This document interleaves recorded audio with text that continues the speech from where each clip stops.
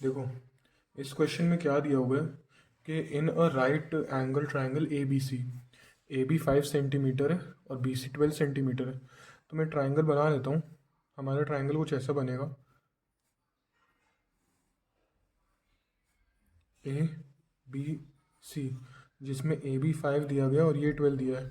अब जिसको ये सब पाइथागोरस थ्योरम आता है, देखो राइट एंगल ट्राइंगल में हम ए सी की वैल्यू फाइंड आउट इजीली कर सकते हैं। किससे? By Pythagoras theorem. थ्योरम क्या होता है? हाइपोटेनियस का square is equals to P square plus B square.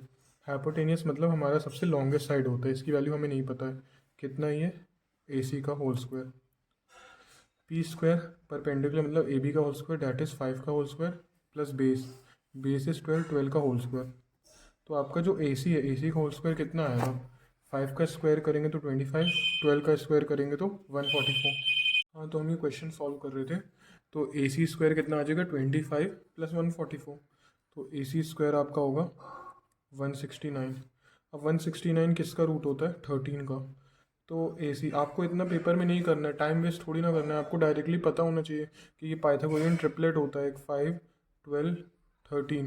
ये मैंने बता दिया है कि कैसे होगा, लेकिन इसकी ज़रूरत नहीं है, आपको डायरेक्ट आंसर लिखना है कि ये 13 है। आगे क्या बोला गया क्वेश्चन में? P and Q are 2 points on B C. ठीक है, मैं मार्क कर ले हूँ। एक ये पॉइंट पी है और एक ये पॉइंट क्यू है। P and Q are 2 points on B C such that area of triangle A P B and A B Q and A B C are in arithmetic progression. मतलब ये सब arithmetic progression में, मतलब triangle A P B, triangle A B Q और triangle A B C, इन तीनों का जो एरिया है ये किस में? अर्थमेटिक प्रोग्रेशन में इन तीनों का एरिया, ये हमें बोला गया हुआ है। ठीक है, अब हम क्या करेंगे, और एक और बोला गया कि area of A B C is 1.5 times the area of A B P. तो इसको हम लिखेंगे कह रहे कैसे? Area of A B C is equals to 1.5 into area of A P B. Simple सी बात है, ए बी सी बड़ा वाला ट्राइंगल है और ए पी बी छोटा वाला ट्राइंगल है। इसको लिखने के लिए ए पी सी और ए पी बी बराबर तो हो नहीं सकते हैं, इसलिए 1.5 बोला गया। और 1.5 हम इंटू किधर करेंगे? छोटे की तरफ।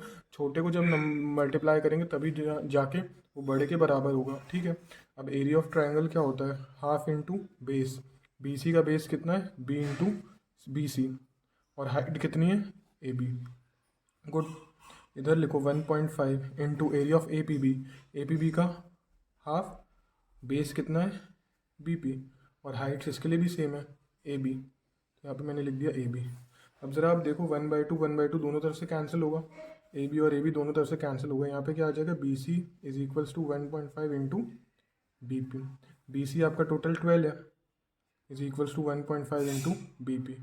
यहाँ से बी पी आपका कैलकुलेट होके 8 आ जाएगा। तो मतलब बी पी की वैल्यू मेरे को 8 हो गई। पूरा 12 था बी सी, बी पी 8 आ गया। ठीक है, अब हमें इस चीज़ का यूज़ करना है जो हमें ये अर्थमेटिक प्रोग्रेशन बताया गया था। अगर मैं लिखना चाहूँ ये सब अर्थमेटिक प्रोग्रेशन में, अब हमें पता है अर्थमेटिक प्रोग्रेशन में कॉमन डिफरेंस होता है। कॉमन डिफरेंस इसका कैसे निकलेगा? सेकंड माइनस फर्स्ट, और इसका थर्ड माइनस सेकंड। और कॉमन डिफरेंस क्या होता है एक अर्थमेटिक प्रोग्रेशन में? सेम होता है, तो ये सेम है। अब सेकंड का एरिया क्या होगा? ए बी क्यू का half into base. A B Q का बेस देखिए बी क्यू, और हाइट देखिए A B, minus first area of A P B, half, base देखिए इसका बी पी और हाइट इसकी A B, is equals to third का एरिया ए बी सी का एरिया, मतलब हाफ इंटू बेस कितना है इसका? बी सी, इंटू हाइट कितनी है इसकी? ए बी, माइनस सेकेंड का एरिया सेम रहेगा जो मैंने यहाँ पे लिखा हुआ था, half into B Q into A B, half into B Q into A B. Solve करते हैं इसको, वैल्यूज़ डाल देते। ए बी की वैल्यू क्वेश्चन में पता है कि 5 है, तो हाफ इंटू बी क्यू की वैल्यू हमें नहीं पता है, ए बी की वैल्यू 5 है, माइनस हाफ बी पी की वैल्यू हमने ऊपर कैलकुलेट की थी, ये 8 आ गई थी, तो 8, और ए बी की वैल्यू 5 है, हाफ बी सी की वैल्यू टोटल 12 थी, ए बी की वैल्यू 5 है, माइनस हाफ बी क्यू की वैल्यू हमें पता नहीं है, ए बी की वैल्यू 5 है। कैलकुलेट करते हैं, यह आ जाएगा 5 बी क्यू डिवाइडेड बाई 2 माइनस 2 1 2 2 4 8 5 4 20 2 1 2 4 सॉरी 2 6 12 6 5 30 और ये आपका सेम रहेगा 5 बी क्यू अपॉन 2। अब देखिए 20 यहाँ माइनस हो रहा है, वहाँ जाके ऐड होगा, 30 प्लस 20 वहाँ बनेगा 50 और यहाँ पे 5 बी क्यू बाई 2 यहाँ पे माइनस हो रहा है, इधर आके प्लस होगा, तो 5 B Q plus 5 B Q 10 B Q by 2। B Q calculate करना है, तो बी क्यू कैसे निकलेगा, यहाँ पे 50 था, 2 वहाँ डिवाइड होता है, ऊपर मल्टीप्लाई होगा, 10 यहाँ नीचे आ जाएगा, 0 0 कट जाएगा, तो बी क्यू की वैल्यू कितनी आ जाएगी आपके 10। अब ज़रा देखिएगा बी पी कितना था 8 था, बी क्यू 10 है, तो पी क्यू कितना होगा 2। हमें यही कैलकुलेट करना था क्वेश्चन में, फाइंड पी क्यू।